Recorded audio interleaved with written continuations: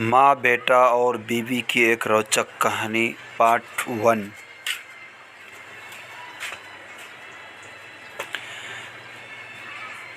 विमल बहुत परेशान था। उसे समझ में नहीं आ रहा था कि वो इस परिस्थिति से कैसे निपटे। वो अपनी माँ को बहुत चाहता था, किंतु उसकी पत्नी और बच्चे उसकी माँ से बहुत दूर भागते थे। व्यक्ति उसकी माँ की एक आँख नहीं थी। साथ वे इस परिस्थिति से कैसे निपटे। वो अपनी माँ से बहुत प्यार चाहता था, किंतु उसकी पत्नी और बच्चे उसकी माँ से बहुत दूर भागते थे। व्यक्ति उसकी माँ की एक आँख नहीं थी। साथ ही उसकी कमर 90 अंश पर झुकी थी। वैसे वो अपना काम खुद से कर लेती है, किंतु फिर भी वो उसकी पत्नी और बच्चे के लिए हमेशा खटकती है। दादी, आप ऊपर के कमरे में जाओ, मेरे दोस्त आ रहे हैं। विमल के बेटे अखिल ने बड़े बेरुखी से कहा। पर बेटा, मैं तो यहाँ बहुत दूर बैठी हूँ। विमल की माँ ने बहुत प्यार से कहा, नहीं, आप उनके सामने मत रहो, वो मुझे चिढ़ाते हैं। अखिल ने ज़ोर से डांटते हुए कहा, क्या हुआ अखिल, क्यों चिल्ला रहे हो?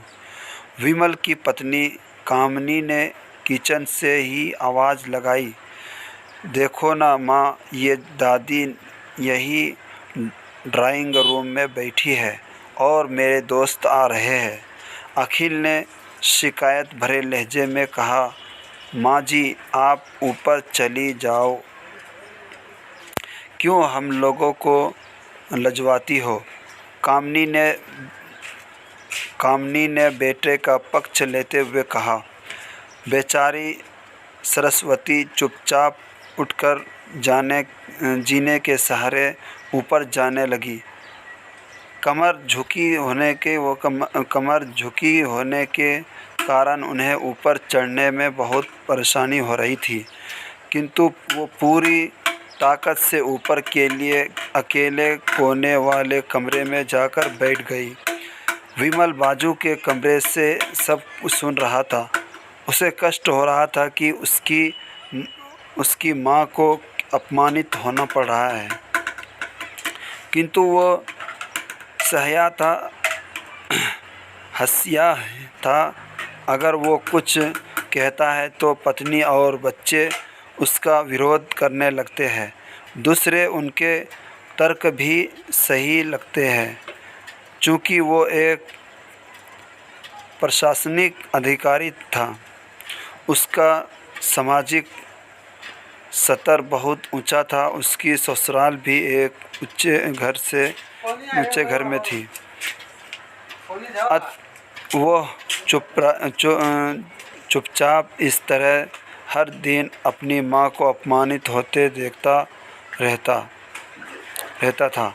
रात को विमल की पत्नी ने कहा, देखो जी, अब कुछ करो। कल कलेक्टर साहब की पत्नी आई थी। माँ जी अपनी देसी धुन धार में उनसे मिली। मुझे बहुत शर्म आ रही थी बताते हुए कि ये मेरी सास है। मैंने उन्हें कह दिया कि दूर की रिश्तेदार है, इलाज कराने के लिए आई है। दोस्तों, इसी तरह वीडियो देखने के लिए हमारे चैनल को सब्सक्राइब करें, लाइक करें, कमेंट करें और शेयर करें। और इस तरह वीडियो पसंद आए तो कमेंट करके बताएं और इंशाअल्लाह आगे बनाएंगे।